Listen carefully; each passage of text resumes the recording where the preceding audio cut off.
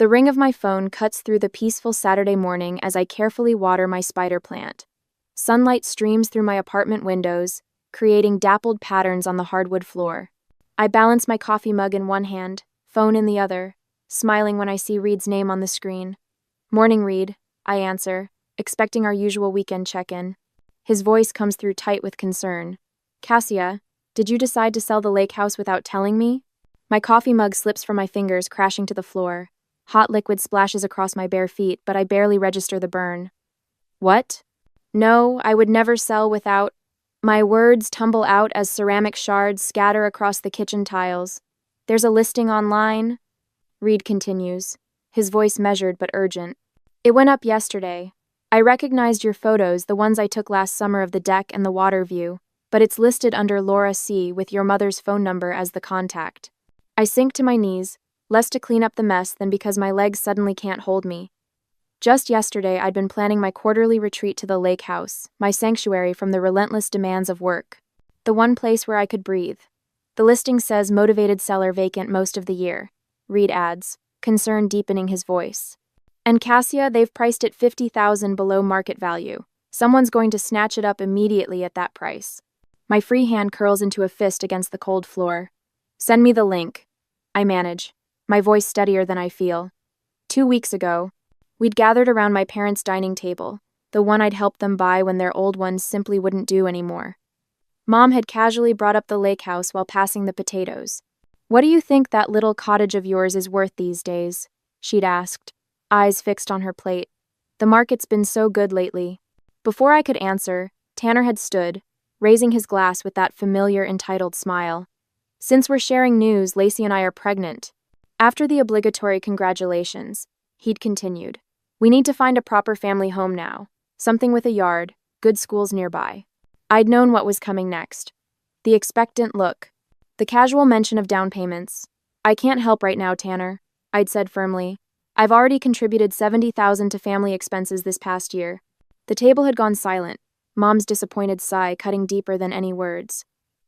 Now, as Reed's email arrives with the listing link, my shock transforms into action. I dial my mother's number, pacing between the shards of my broken mug. She answers on the third ring. "Oh, honey, I was just about to call you." "What are you doing?" I cut her off, my voice shaking.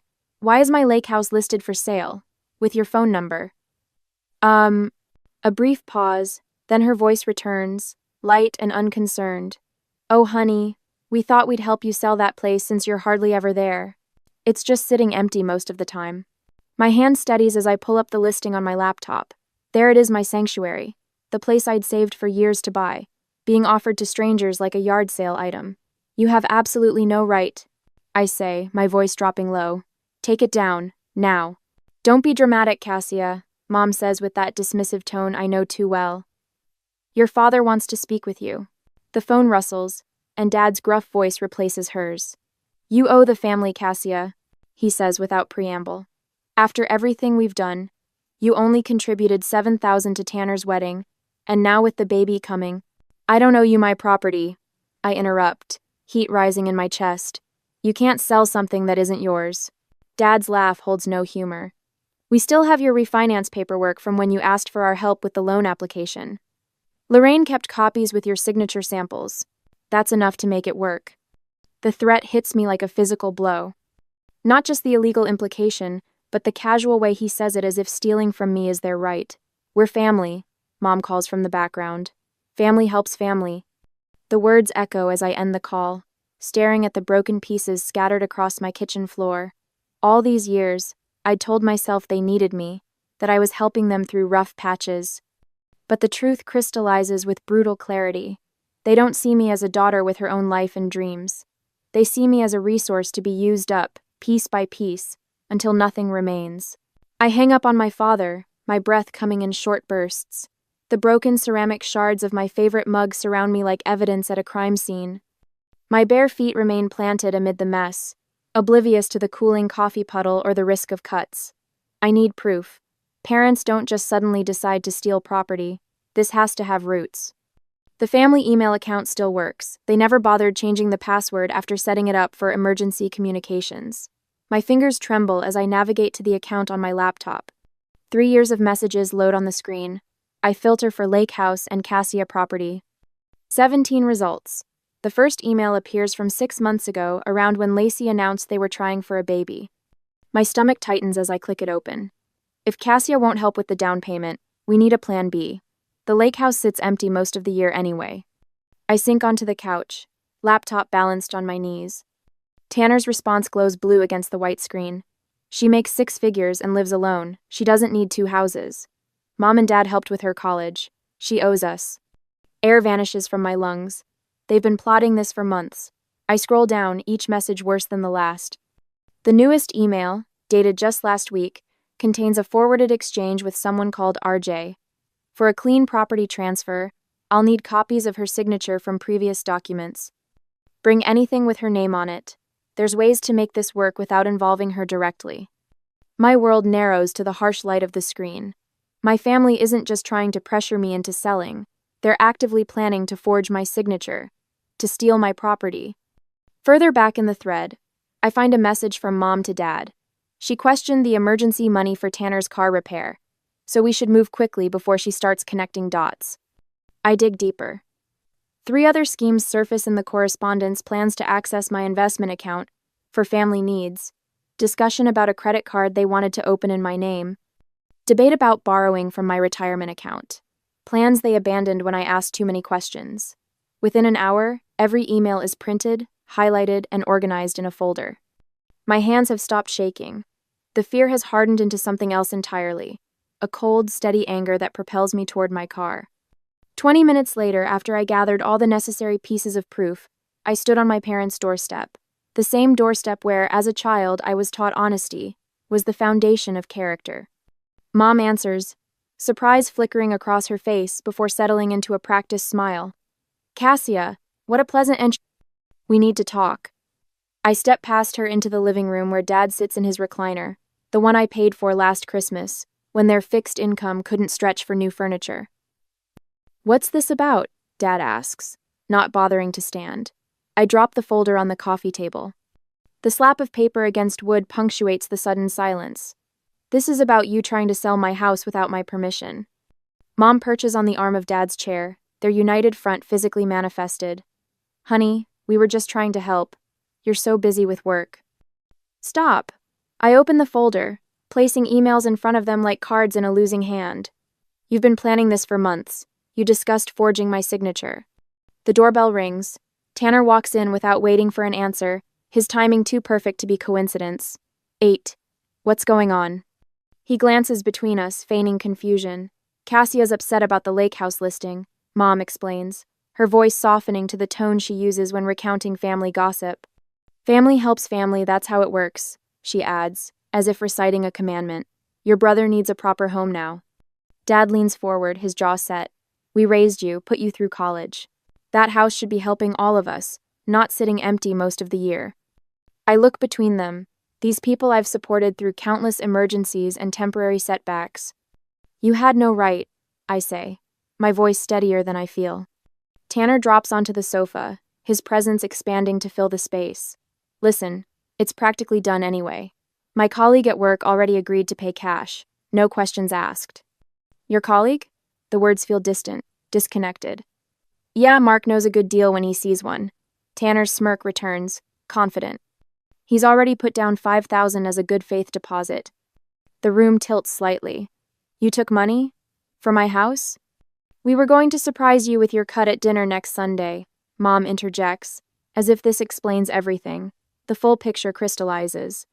They've not only listed my property, they've collected money for it. My sanctuary, the place I retreat to when work pressure builds to breaking point, has been parceled off without my knowledge. If they forge documents or complete this fraudulent sale, the legal complications would be catastrophic, for all of us.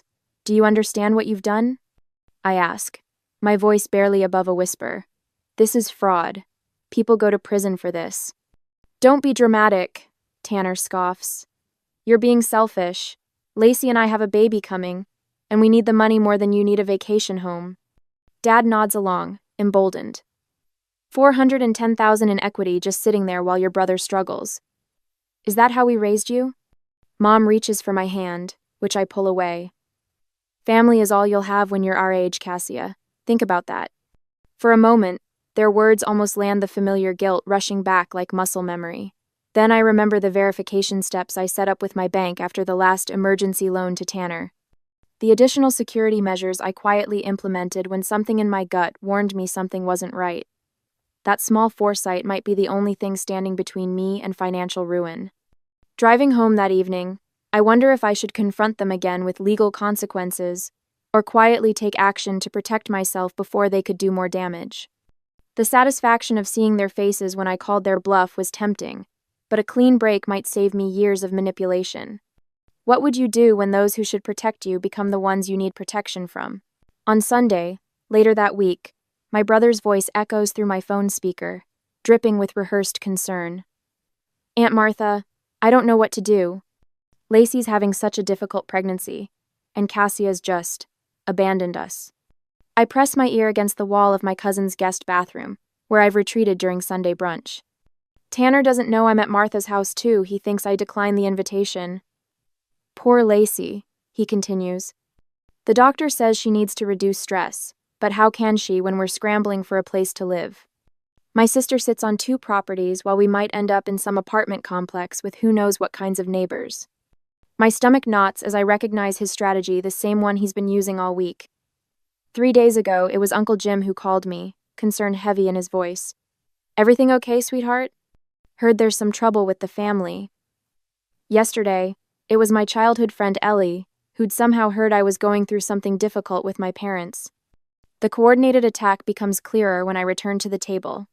Aunt Martha studies my face with narrowed eyes, her fork paused midair. Your mother mentioned you will have to attend the family meeting on the following Thursday. Family meeting? I keep my voice steady.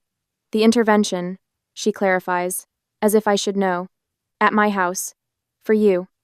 When I get home, 6 voicemails await distant relatives I haven't spoken to in months, all suddenly concerned about my heartlessness during Lacey's difficult time. Monday morning brings a call from Diane in HR. Your mother phoned, mentioned a family emergency requiring financial assistance. Is everything all right? The walls close in further when I check my credit card statement. Small charges appear from stores my mother frequents: $24 at the drugstore, $37 at a home goods shop, $19 at a garden center. Transactions I never made, but small enough I might have overlooked them. My phone buzzes, Dad's name appears on the screen, and my pulse quickens. My finger hovers over decline as I realize I've developed a physical reaction to their calls: shallow breathing, racing heart, a cold sweat breaking across my forehead. Sleep eludes me for the 3rd night in a row. At 2:17 a.m., I stare at my ceiling, imagining the legal battles ahead. Will I have to sue my own parents? Testify against them? The thought sends me to the bathroom, retching into the toilet.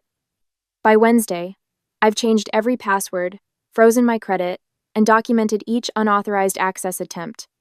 The bank flags suspicious activity. Someone tried to transfer funds from my savings using my mother's computer. The branch manager sounds surprised when she calls. They've attempted this before? I spread financial records across my kitchen table, creating a timeline. The emergency loan for Dad's heart medication that somehow funded a cruise. The temporary help with Tanner's wedding that was never repaid. The monthly transfers to their account that became expected, then demanded. It wasn't helping family through rough patches. It was financial abuse, calculated and persistent. The weight of this realization crushes my chest when my phone rings again. I nearly ignore it until I see Reed's name. Cassia, he says, his voice a lifeline of normality. Remember that pediatric ER doctor who was interested in the lakehouse last year? She called this morning. Still wants it, can close in a week. Cash offer, just say the word. For the first time in days, I feel a flicker of something other than dread, a path forward appearing where there had only been walls. That evening, I sit surrounded by evidence of years of one-sided family support, spreadsheets detailing over $140,000 transferred to my parents and brother, emails promising repayment that never came, text messages with escalating demands disguised as gratitude. When Mom calls, I answer with steady hands. Honey, she begins, her voice honeyed with false concern. We're just trying to help everyone be taken care of. That's what families do. I watch the sunset, Paint my wall orange as clarity washes over me. No, Mom. You're trying to take care of yourselves using what I've built. The intervention will help you see. I will not come to the intervention. I interrupt, my voice surprisingly calm. I'm taking control of my own life. So, the silence stretches between us. I realize something profound in that moment. I don't need their approval to protect myself. Their disappointment has been my prison for years, but the key has always been in my hands. I'm going to sell the lakehouse, I tell her, on my terms. She begins to sputter, but I've already ended the call. Within an hour, Reed emails me sales paperwork, asking no questions beyond what's necessary. By morning, the bank manager Sarah has helped me secure new accounts with advanced fraud alerts. Family financial situations can be the most painful, she says, without judgment. We'll make sure you're protected. Their respect for my decisions stands in stark contrast to my family's dismissal of my autonomy. With each signature, each security measure, I feel my voice growing stronger, my decisions coming without the familiar second-guessing. The weekend after the intervention I did not attended brings rapid developments, an expedited inspection, paperwork filed electronically, a cash offer that needs no financing contingencies. The buyer wants immediate possession and offers to cover closing costs to speed things along. We can close by Wednesday next week, Reed confirms. I agree, and we focus on obtaining other documents to prevent my family from intervening. Wednesday morning, I sign the final paperwork, my signature firm and unhesitating. As I set down the pen, my phone screen lights up. 5 missed calls from my parents. I turn the phone face down and sign the last page. The closing table gleams under fluorescent lights as I sign the final document, my signature flowing across the page without hesitation. The realtor, a woman I'd never met before, Reed arranged this expedited closing, nods approvingly. That's the last one, Miss Callahan. She collects the papers with practiced efficiency. Congratulations on a smooth transaction. My phone vibrates in my pocket, the 5th call from my mother this morning. I silence it without looking. When will the funds transfer? 1. The wire should complete by 3 this afternoon. She taps her tablet. And the new owners will take possession immediately. They've already scheduled the locksmith for 5 o'clock. I nod, surprised by the calm I feel. No second thoughts, no guilt. Just the quiet certainty that I'm finally protecting myself. By Thursday afternoon, $382,000 appears in my new account, one my parents have no knowledge of, at a bank they've never entered. I sit in my car outside the branch, methodically working through my financial defense plan. First, I revoke their access to my existing accounts. Then I cancel the automatic payments I've been making toward their mortgage, car loans, and credit cards. When I finish, I text Reed. It's done. His response comes seconds later. Keys handed over. Locks changing now. You're free. Free. The word settles over me like a warm blanket. That evening, my phone rings again, Mom. This time I answer. There's been a mistake, she says, voice pitched high with panic. Someone changed the locks on your house. I picture her standing on the deck, potential buyers shuffling awkwardly behind her as she discovers her scheme has collapsed. It's not my house anymore, I say quietly. I sold it. A beat of shocked silence. That's impossible. The new owners are a lovely couple. Doctors. They've just moved from Boston. But she stops abruptly. I can hear muffled voices in the background. Her next words come out strained. We were just about to show some friends your lovely place. Those weren't friends, Mom. They were buyers you found for a house you don't own. From the background, I hear a man's voice asking questions. Mom's hasty explanation sounds thin even from a distance. I imagine the scene, her credibility crumbling, as these strangers realize they've been part of something underhanded. My phone beeps with another call, Dad. I need to go, I tell her. Goodbye, Mom. I switch to Dad's call, holding the phone slightly away from my ear. What the hell do you think you're doing? His voice booms. We had arrangements for that property. Arrangements you made without my consent. We need those keys immediately. His voice drops to that low, demanding tone he uses when he expects immediate compliance. Family emergencies happen. We need access. I tap my fingers against the steering wheel, considering. Should I explain that I know everything? The forged documents, the deposits they've taken, the lies they've told family members? Would revealing their schemes bring closure, or just fuel their justifications? The house belongs to someone else now. I say instead. There's nothing more to discuss. This isn't over, Dad growls before hanging up. Later that night, Reed forwards me the formal property transfer notification he's sent to my parents. The document is beautifully precise. Dates, amounts, legal language that leaves no room for misinterpretation. I can finally sleep peacefully. Next evening, Sarah at the bank documented the unauthorized access attempts. Reed tells me over dinner at a quiet restaurant far from my usual haunts, and the new owners installed security cameras this afternoon after I mentioned potential unwanted visitors. I smile, imagining the protective barrier forming around the life I've rebuilt. Thank you. To freedom. Reed raises his glass. My phone rings again. Tanner this time. I consider ignoring it but answer instead. What do you mean you sold it? His voice has none of the usual confidence. Pure panic. We already promised it to someone. That wasn't your promise to make. They gave us money, Cassia. His voice drops to a whisper. $5,000. That's fraud, Tanner. I keep my voice steady. You sold something you don't own. You don't understand what you've done. He sounds truly frightened now. Dad's making excuses to everyone, but people are asking questions. My phone pings with a notification, a security alert from the system the new owners installed. Someone has just attempted to access the property. I watch the footage load, unsurprised to see my father trying his old key in the new locks. The timestamp shows 8:42 p.m. I understand exactly what I've done, I tell Tanner. I've taken back control of my life. As I end the call, a strange lightness fills my chest. For the first time in years, I'm not responsible for fixing my family's problems. Their schemes, their promises, their expectations, none of it belongs to me anymore. The lakehouse was never just about property. It was about my right to build something for myself. Something they couldn't take. My phone buzzes with texts from various family members, questions, accusations, demands for explanations. I set it to silent and slide it into my purse. Tomorrow will bring new battles. But tonight, in this quiet moment of victory, I allow myself to simply breathe. The doorbell rings at 7:30 on a Wednesday evening the week after. I'm curled up on my couch with a mug of chamomile tea, reviewing investment options for my newly secured funds, when the unexpected sound jolts me from my concentration. Through the peephole, I see them all standing there, Mom, Dad, Tanner, and Lacey, her hand resting protectively over her slightly rounded belly. I consider pretending I'm not home, but that would only delay the inevitable. With a deep breath, I unlock the door. Honey, Mom says, her smile stretched too wide as she steps forward for a hug I don't return. We thought it was time we all talked. They file in without waiting for an invitation, arranging themselves on my furniture like they've rehearsed it.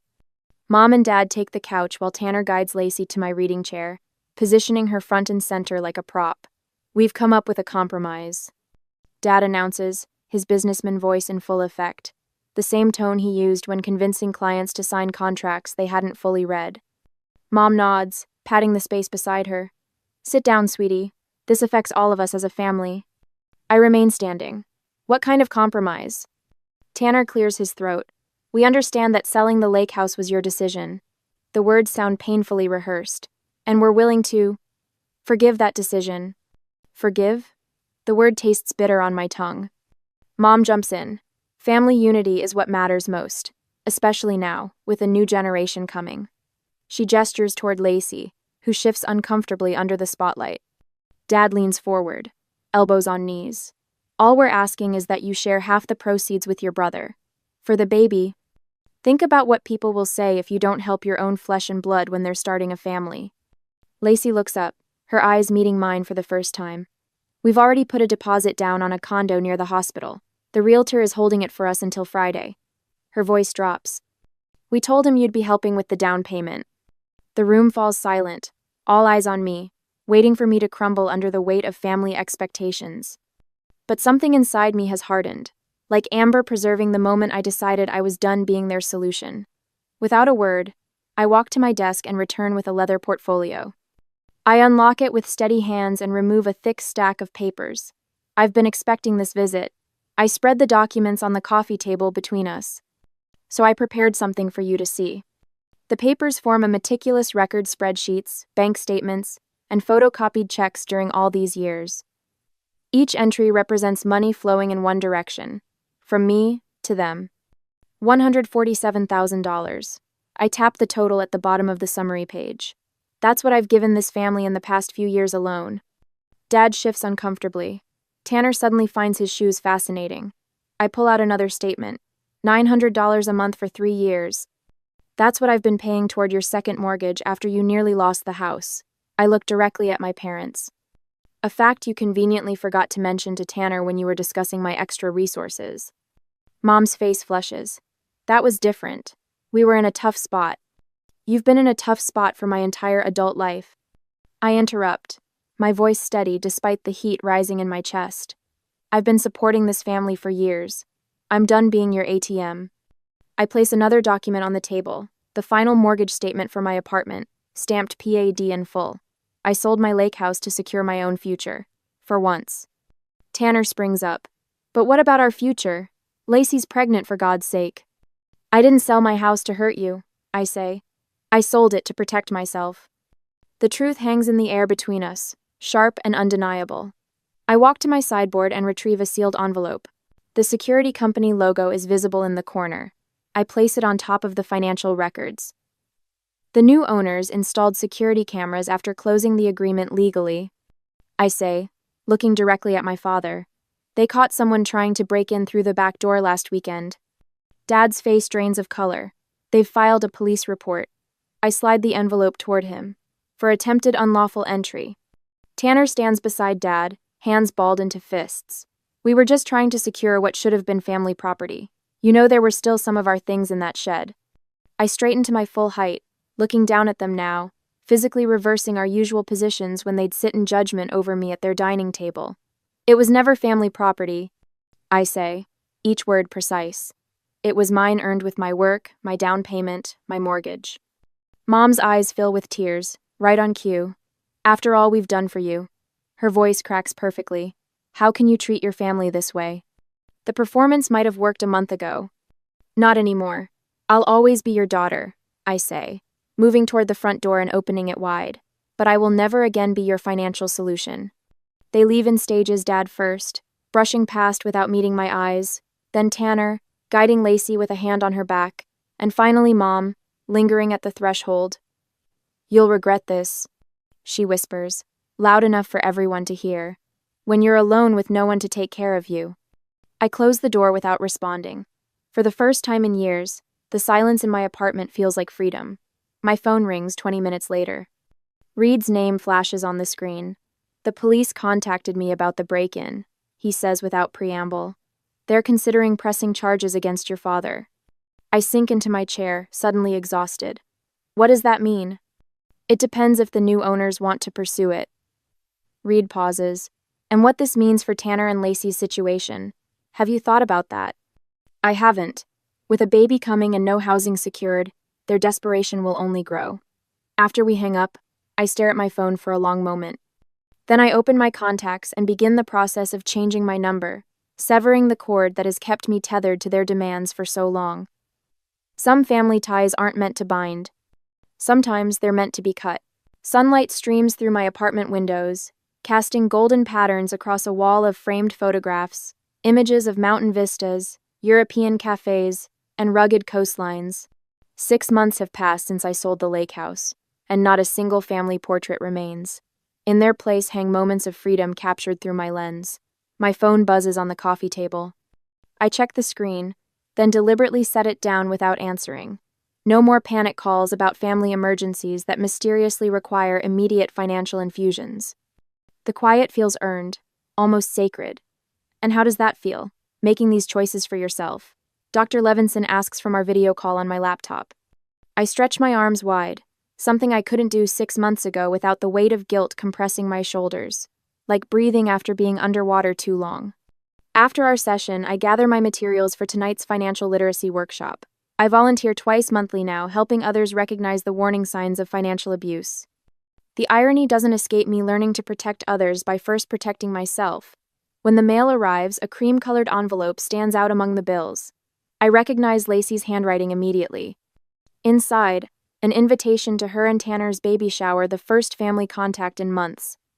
3 years ago, this envelope would have triggered a familiar spiral. Guilt, obligation, the mental calculation of how much money I should enclose in a card.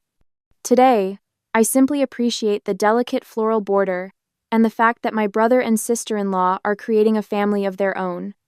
I select a practical gift online, a convertible stroller from their registry, and write a sincere card offering congratulations. No check enclosed. My finger hesitates only briefly before clicking send. You speak about your family differently now, Dr. Levinson had observed in our session. There's understanding in your voice rather than resentment. Understanding doesn't mean I have to become their ATM again, I'd replied. That evening, Reed and Sarah arrive at my apartment with takeout containers and a bottle of champagne. The three of us gather around my small dining table, the one I purchased after donating the expensive table my mother had guilted me into buying for them years ago. Reed raises his glass. To building futures, not fixing pasts. We clink glasses, and I feel a swell of gratitude for these friends who helped me see the difference between generosity and exploitation. Reed, who spotted the fraudulent listing. Sarah, who helped secure my finances. Both who stood beside me when family wouldn't tend. I have something to show you, I say, spreading plans across the table after dinner. They lean forward to examine the blueprint for a small cabin in the mountains. More modest than the lakehouse, but designed specifically for my needs, a photography studio with northern light, a wraparound porch for morning coffee, walls built to keep out winter winds but not supportive friends. It's perfect, Sarah says, tracing the outline with her finger. Behind the blueprints lie brochures for international photography workshops, Iceland in winter, Tuscany in spring, opportunities I'd always postponed for family obligations. My phone chimes with a text from Aunt Naomi. Ed and Lorraine started financial counseling last week. Baby steps. Later, curled in my reading chair, I open my journal. The pages no longer document family loans or broken promises. Instead, they hold dreams, plans, possibilities, the architecture of a future built on my terms. As I planned my new cabin, I wondered if true forgiveness means allowing people back into your life, or simply wishing them well from a distance. Family ties are precious, but at what point does protecting yourself become more important than maintaining those connections? What would you choose? Reconciliation with clear boundaries, or the peace of a clean break? I close the journal, not needing an immediate answer. For the first time in years, I have the luxury of time to decide what family means on my own terms.